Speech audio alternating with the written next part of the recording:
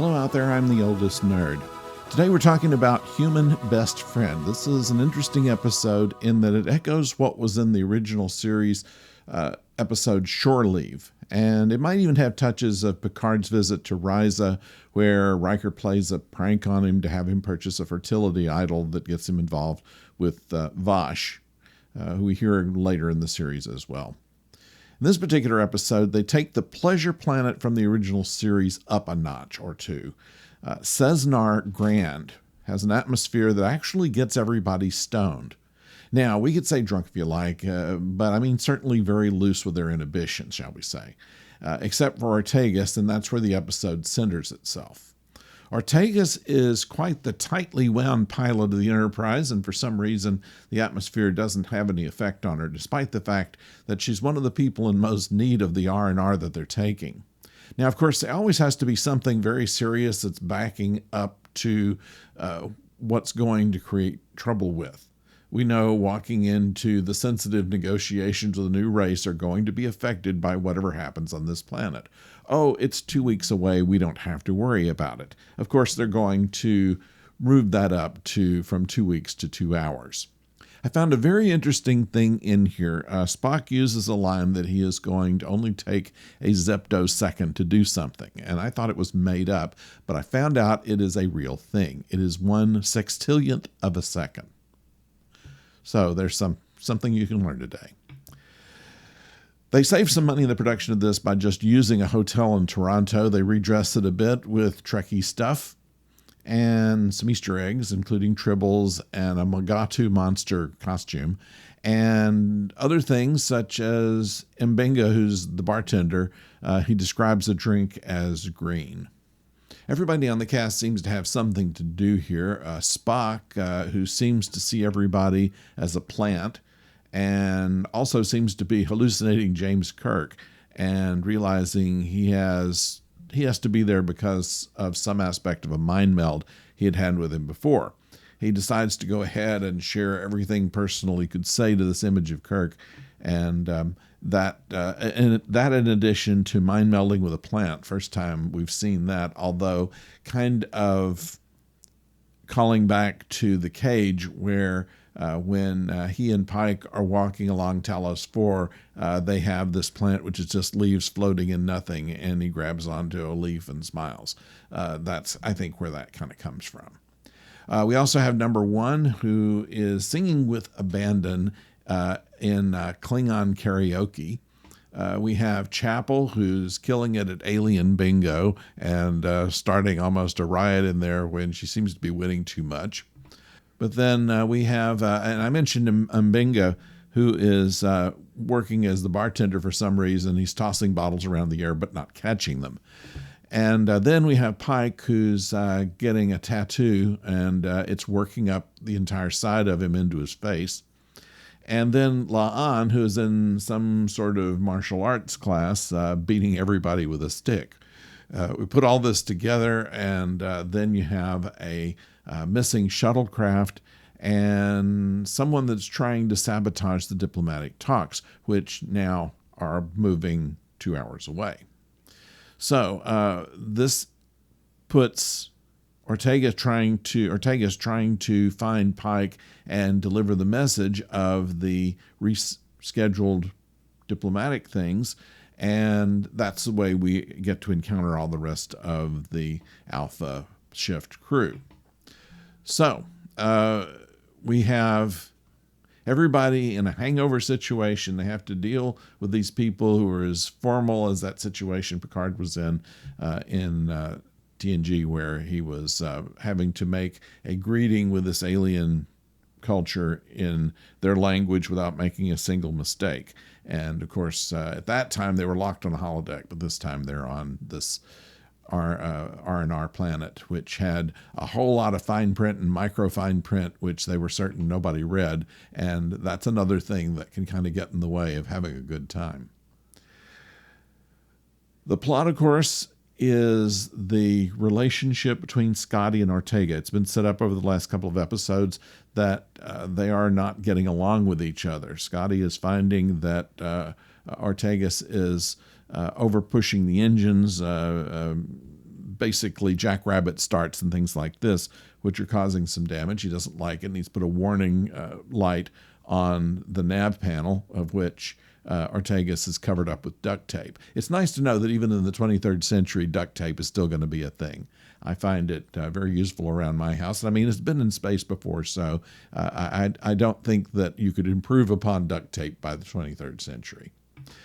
Anyway, so with this situation working over the last couple of episodes, we know now that there is going to be some kind of put together between Scotty and Ortegas, which there is.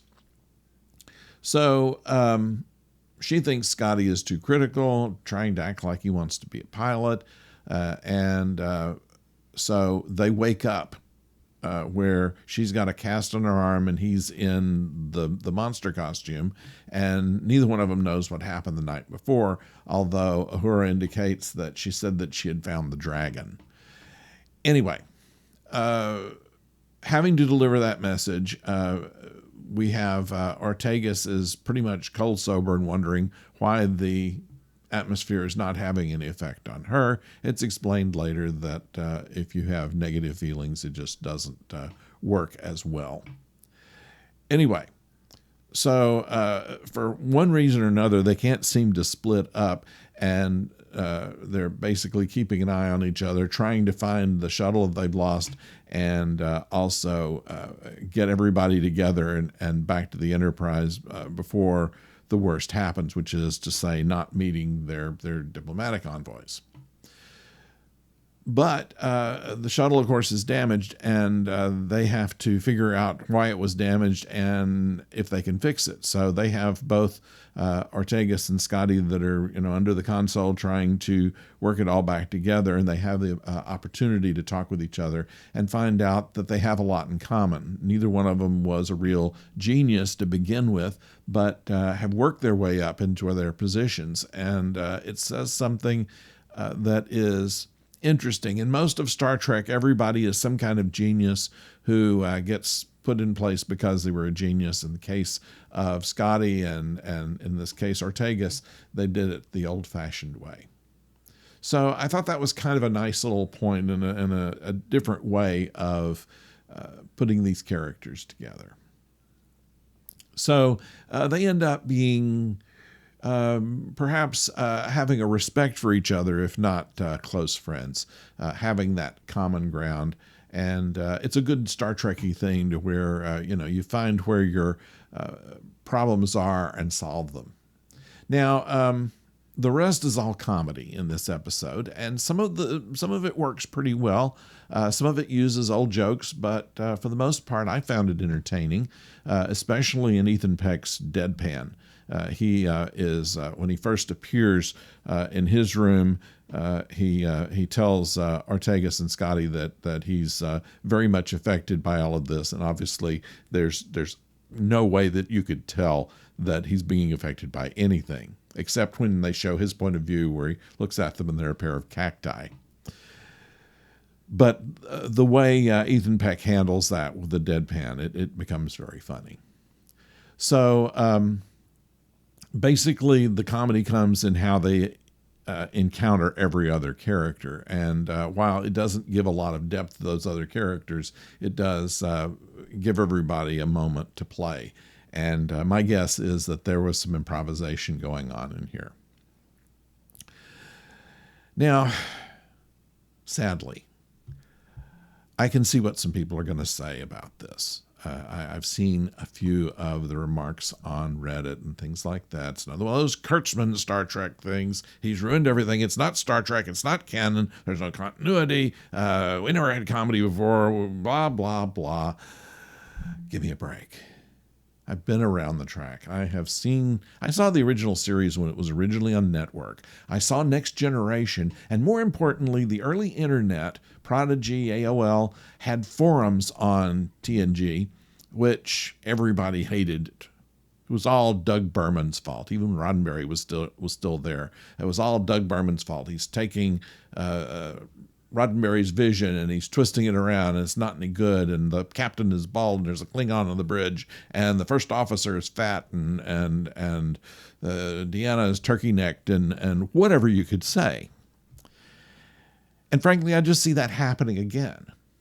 All we have, and what I see all too much, it's not everybody, obviously, but what I see all too much are the people that say, oh, it's Kurtzman's fault. He doesn't know how to write. We don't have, we're not respecting canon. We're not, it's not any good. It's not funny. It's not taking our characters seriously. It's defiling our Spock especially and everything. And we should have always had the original cast back and make them do it and have Roddenberry write it all and everything would be fine. And what's interesting, though, is that Next Generation is now considered to be good. I went through all of that at the time that it was first broadcast, and everybody was saying it was bad.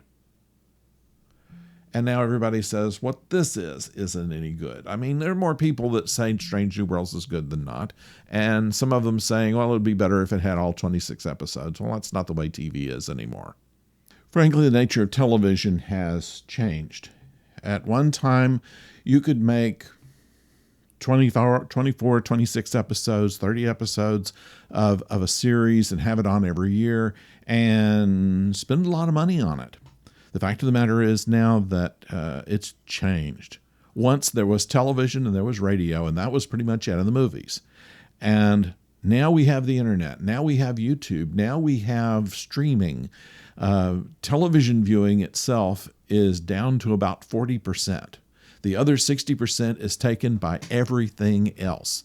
And that everything else is split between things as well. With that 40%, television still has more than anybody else, but they can't afford to do this big stuff. They couldn't afford to do Next Generation anymore, or Deep Space Nine.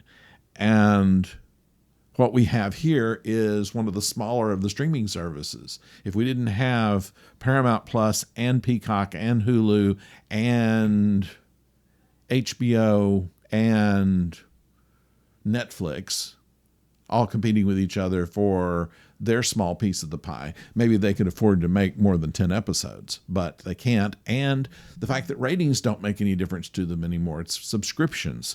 If they don't have a show on that increases their subscriptions, they can't keep it on. They have to, even when they have a hit like Game of Thrones, they have to do it in spurts in order to keep people interested, because you keep the same thing on all the time, people get tired of it and go away. Plus, you don't get any new subscriptions, and that, of course, doesn't make them any extra money. So the whole economy is different now, and television is different, and people are different. I started watching Star Trek when I was 11 years old. I am now 69. It is a different world now. Virtually everybody I knew back then is gone now, and everybody that I know now has come later. And we either have to enjoy what we have, which is what we've got right now, and it's not going to stay very long, or we'll do without. And some people maybe would be as happy to do without, and fine. Yes, Star Trek is different than it used to be. We're different than we used to be. Fact of the matter is, as fans, we were brought up in one way. We have our favorites. This is the same thing with, say, Doctor Who. When you first saw Doctor Who, he'll always be your doctor. Everybody else is kind of playing the part of him. And it's kind of the same thing with Star Trek. We got used to the original series, or we got used to TNG. And some people got on with Deep Space Nine and never accepted it. I never really got on with Enterprise. I was kind of iffy with Voyager, even though I got a chance to meet Robert Picardo and Kate Mulgrew. But now there's some people out there that get their wish. There'll be no more Kurtzman Star Trek after 7 episodes of this season, 5 episodes of next, and 10 episodes, I think, of Starfleet Academy to come early next year. That'll be the end of Star Trek on television. There's no plan for another one to come out. There's all kind of rumors. Oh, they're going to do one on Legacy, nothing's really decided. In fact, new owners of Paramount are talking more and more about making a movie, but not including any of the characters and maybe not even the Enterprise. So I don't know what Star Trek is going to turn into. But if it's just a motion picture and it doesn't do very well, and maybe the last we see of it, and there's another 20-year gap between now and when it comes back. In the case of someone like me, a 20-year gap is like it's never going to happen again.